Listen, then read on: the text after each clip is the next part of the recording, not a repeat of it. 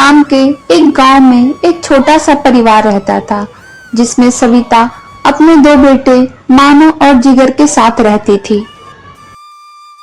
सविता के पति की मृत्यु हो चुकी थी।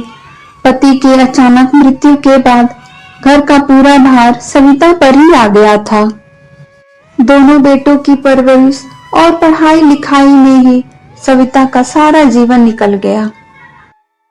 जब दोनों बच्चे बड़े हो गए, तब सविता को एक बहुत ही बड़ा फैसला लेना था।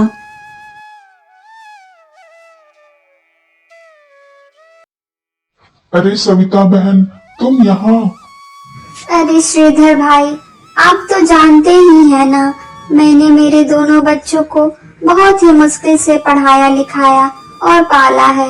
अब उनके कॉलेज जाने के दिन आ गए हैं, मगर मेरे पास इतने पैसे नहीं हैं कि मैं दोनों बच्चों को कॉलेज में पढ़ा सकूं। अगर एक भी बच्चे को नहीं पढ़ाया तो ये उनके साथ अन्याय होगा। मुझे अब समझ में नहीं आ रहा है कि मैं अब क्या करूं। अरे सविता, रो नहीं, शांत हो जाओ। मुझे ये बताओ कि दोनों बच्चों में से ज्यादा होशियार कौन है? मेरा मानो पढ़ने लिखने में ज्यादा होशियार है। यूँ तो जिगर भी अच्छा है, लेकिन मानो ज्यादा ही पढ़ने में अच्छा है। तो फिर मानो को तुम शहर में पढ़ने के लिए भेज दो और जिगर को अपने पास रखो। मेरी जान पहचान में एक हलवाई के यहाँ नौकरी खाली है। मैं जिगर को वहीं पे नौकरी पे लगवा दूंगा, तुम चिंता मत करो। श्रीधर की बात सुनकर सविता को तसल्ली मिलती है और वो मानव को शहर पढ़ने के लिए भेज देती है और जिगर को हलवाई के यहाँ नौकरी पे लगवा देती है। जिगर को अपने ना पढ़ने का अफसोस तो था ही, लेकिन घर के हालातों को वो समझता था और अपनी माँ से कुछ नहीं कहता। माँ, ये लो मिठाई खाओ। मेरी नौकरी एक बहुत ही बड़ी फूड चेन कंपनी में हो गई है। किसमें हो गई है? फूड क्या? फूड चेन में माँ, जब कोई आदमी अपने होटल्स अलग अलग शहरों में खोल लेता है तो उसको फूड चेन कहते हैं। सही कहा ना भैया? बिल्कुल सही कहा तुमने। 5 स्टार रेस्टोरेंट में माँ बहुत अच्छी तनख्वाह मिलेगी और धीरे धीरे हम लोग शहर में ही शिफ्ट हो जाएंगे। कुछ ही दिनों बाद मानव का प्रमोशन हो जाता है और वो जिगर और माँ को अपने साथ शहर में ले जाता है। माँ, आज बॉस डिनर पे आ रहे हैं। जब मैंने उन्हें बताया कि मैं मेरे पूरे परिवार को यहाँ ले आया हूँ तो वो बहुत खुश हुए।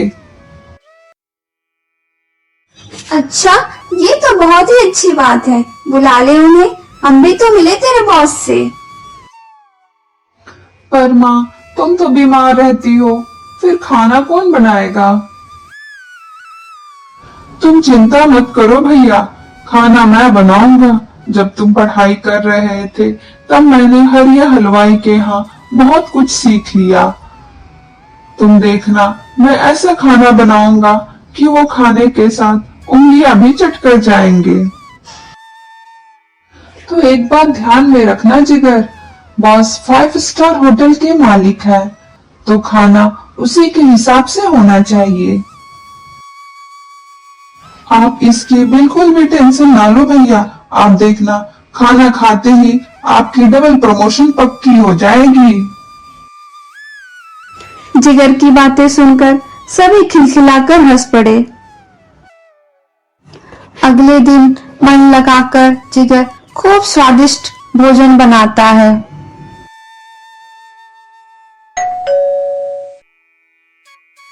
भैया, लगता है आपके बॉस आ गए। रुको, मैं जाके दरवाजा खोलता हूँ। नहीं जिगर, रुक जा, मैं दरवाजा खोलता हूँ। कैसे कपड़े पहन रखे हैं तूने? मेरे बॉस क्या सोचेंगे, इसका भाई कैसा कपड़ा पहना है। और सुन, तू अंदर ही रहना, ज्यादा तुझे बाहर आने की जरूरत नहीं है। ये सुनकर जिगर उदास हो जाता है और बिना कुछ कहे अंदर चला जाता है और अपना किचन में काम करने लगता है। हेलो सर, आइए, अंदर आइए। हेलो मानव।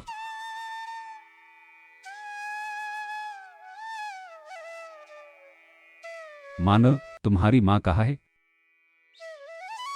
मैं अभी मिलवाता हूँ सर। माँ, ओ माँ, बॉस आए हैं, आओ मिलने बॉस से। नमस्ते भाई साहब, कैसे हैं आप?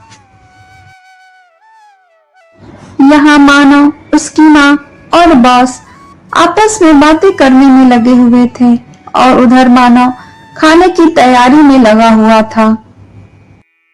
थोड़ी ही देर बाद मानव, उसकी माँ और बॉस डाइनिंग टेबल के पास खाना खाने आते हैं। डाइनिंग टेबल पे खाना सजा हुआ देखकर उसका बॉस बहुत खुश होता है।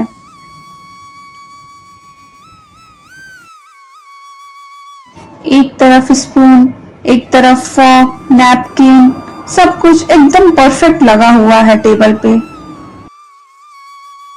खाना खाने के बाद मानव अपने बॉस से पूछता है, सर, आपको खाना कैसा लगा? खाना तो बहुत ही अच्छा था मानव। किसने बनाया है? सर, वो खाना जी, मेरे छोटे बेटे जिगर ने वही सारा खाना बनाया है। मानव, जिगर घर पर ही है और अब तक तुमने मिलवाया नहीं मुझे उससे। वो सर, जिगर खाना बनाने में बिजी था ना, इसीलिए। जिगर, जिगर बेटा, जिगर बेटा, आना तो इधर जरा। जिगर हिचकिचाता हुआ बाहर आता है। वाह बेटा, बहुत ही अच्छा खाना बनाया है तुमने। कहीं से कुकिंग का कोर्स किया है क्या? हा, नहीं सर, ये हमारे गांव में एक छोटे से हलवाई के यहाँ नौकर था, वहीं से थोड़ा सीखा है और थोड़ा बहुत बना लेता है। अपने भाई से ये सारी बातें सुनकर जिगर फिर से दुखी हो जाता है। जाने से पहले मानव का बॉस जिगर को एक ऑफर देता है। सविता जी, आपका बेटा जिगर बहुत ही ज्यादा टैलेंटेड है। इसके हाथ का खाना खाकर मैं बहुत खुश हुआ हूँ। बुरा न माने तो एक बात कहूँ, हमारे होटल में एक शेफ की नौकरी खाली है।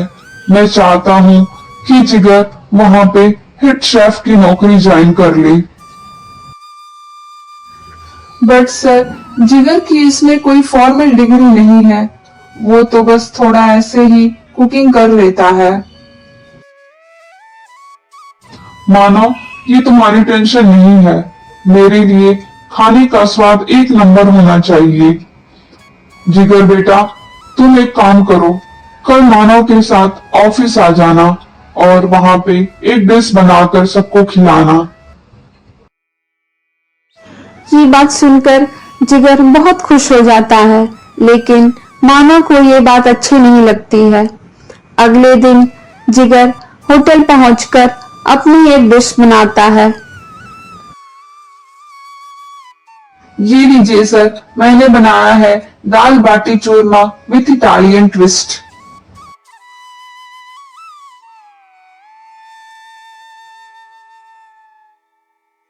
वाह वाह वाह, बहुत ही अच्छी डिश है। इसमें जो पुदीने का फ्लेवर है, उससे तो खाने का स्वाद और भी बढ़ गया है। क्या आपको अच्छी लगी सर? हाँ, तुम भी टेस्ट करके क्यों नहीं बताते? हाँ सर, मैं टेस्ट करता हूँ। अरे, ये तो बहुत अच्छी है। मानो, क्या हुआ? तुम चौंक गए ना? सर क्या हुआ, मैं कुछ समझा नहीं। मानो तुम जिगर को खुद बताओगे या मैं बताऊं? वो जिगर, मैंने यहाँ के शेफ से तुम्हारे डिश में खूब सारा नमक और मिर्च डालने के लिए कहा था ताकि तुम्हारी डिश खराब हो जाए और तुम्हें यहाँ नौकरी ना मिले। क्या? पर क्यों भैया? तुम्हें फोन पर सैफ से बातें करते हुए सविता बहन ने सुन लिया। उन्होंने मुझे तुरंत ही बताया। इससे पहले वो शेफ जिगर का डिश खराब करता, मैंने उसे फायर कर दिया। पर भैया आपने ऐसा क्यों किया? क्योंकि मैं नहीं चाहता था तुझे मेरी जितना पैसा मिले तू मेरी जैसी लाइफस्टाइल जिए। मैं चाहता था तू हमेशा मेरे टुकड़ों पे पले। मानो यू आर फायर्ड। नहीं सर, आप मेरे भाई को नौकरी से मत निकालिए। मेरे भाई का दिल बहुत ही अच्छा है, उससे गलती हो गई, लेकिन आप उसे नौकरी से मत निकालिए सर।